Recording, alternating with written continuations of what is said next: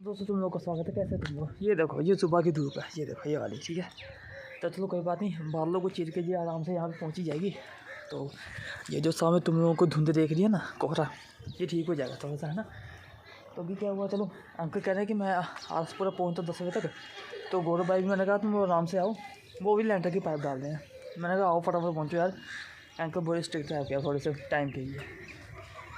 और ज़्यादा मेरा ख्याल है आज लाइट ने कोशिश है कि मतलब चलने वाला नहीं है, पर कोशिश करेंगे चला देंगे, क्योंकि मैं 4:30-5 बजे वहाँ से निकल जाऊँगा, लास्ट 5 साढ़े 5 तक निकल जाऊँगा। फिर उसके बाद विशाल भैया भी चाय पी रहे हैं, तो उनके साथ जाएंगे गाड़ी में।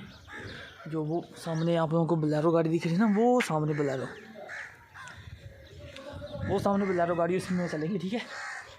तो चलो फिर चलते हैं, वो मुझे छोड़ देंगे आरसपुरा, आगे मैं सरदार साहब के पास बैठ जाऊँगा, पहुँच जाएगा दबला, फिर काम ख़त्म करके शाम को, ठीक है। आज ख़त्म करके आए काम, चलो चलते हैं।